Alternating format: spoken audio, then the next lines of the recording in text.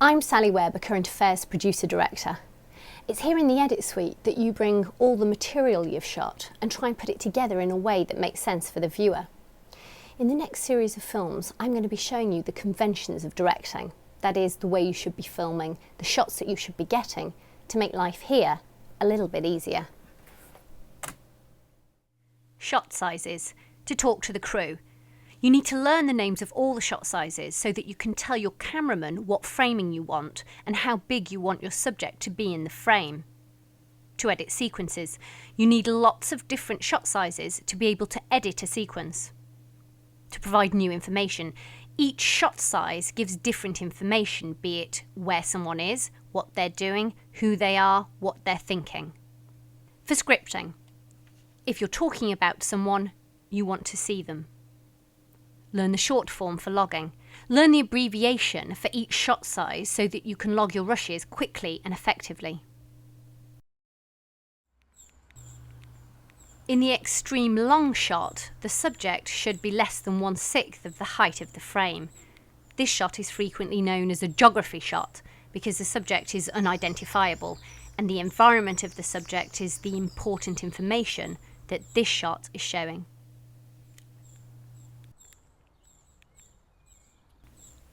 For the very long shot, the subject is about 1/3 of the height of the frame, and again the environment is still an important element here. However, you can discern the gender of the subject, although any activity can't really be recognised.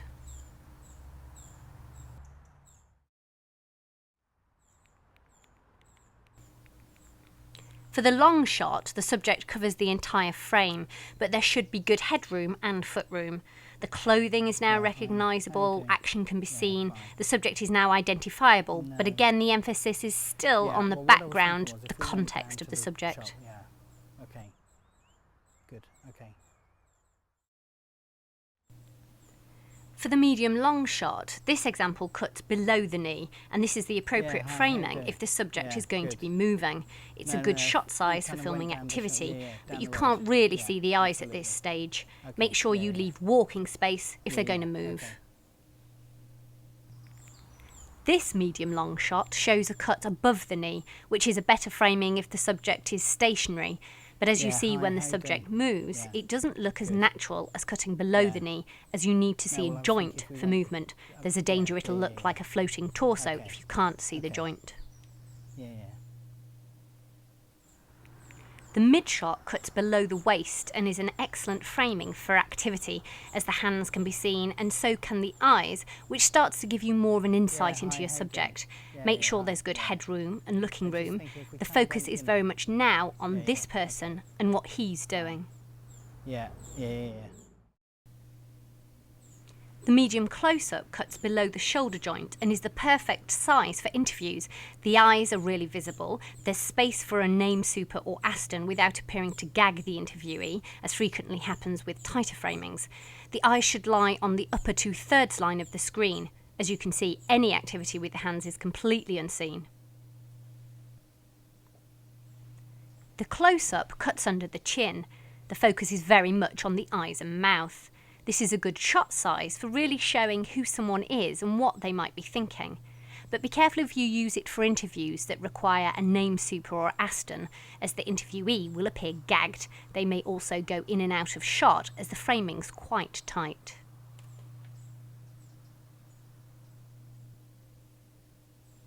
The big close-up cuts the brow and chin. The eyebrows are now very prominent and any movement of the eyes is really exaggerated.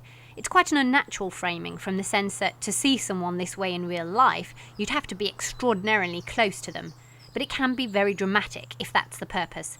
The same problems of gagging and moving in and out of frame apply if you use it for an interview.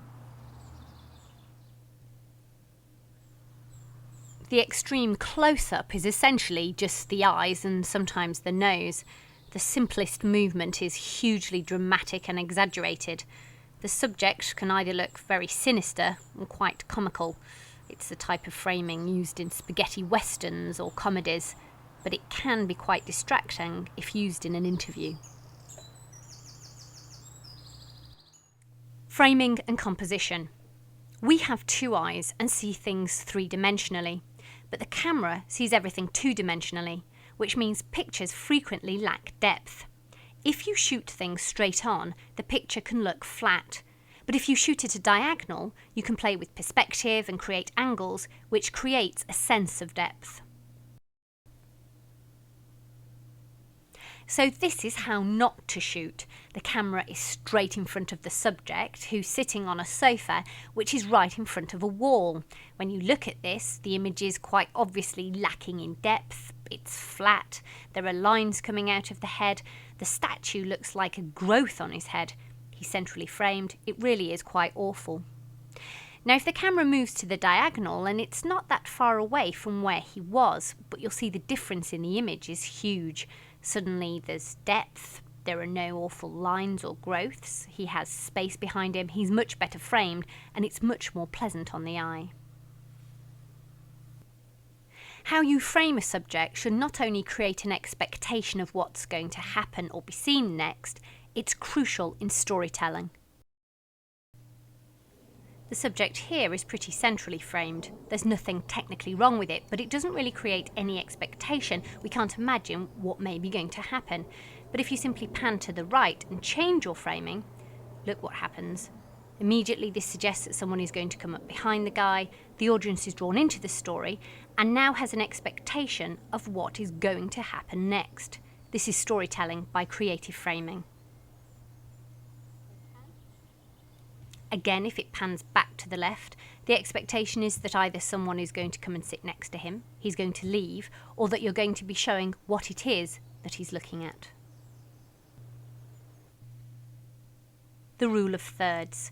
This is a convention that also applies to photography and painting, which says that it's most pleasing on the eye if you place your main subjects at the intersections of lines dividing the screen vertically and horizontally into 3 equal parts. It means that things don't get bunched all together in the middle with nothing at either sides, or having things on the extreme edges with nothing in the middle. Camera setup. You should be thinking about height, the position, and the angle of the camera for each of your different shots. Very gently. So here you see the camera is below the eye line. It's known as a low angle. When you film a low angle like this, the subject looks much bigger in frame. Any hand action looks very big and exaggerated. By doing it this way, you can make your subject look domineering and intimidating.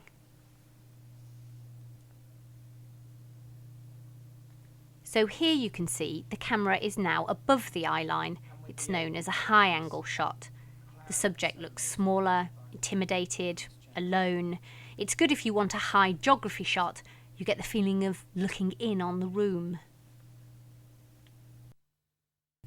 If you don't change the angle of each shot, then you're in danger of getting a jump cut. So every time you change shot size, change the angle. Here you can see the camera taking a wide shot, and then without changing angle, he shoots a close-up. Watch how the picture jumps when they're cut together.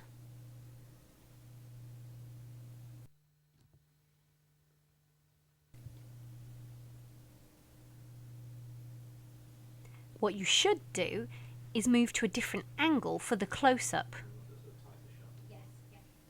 This leads to a much smoother edit.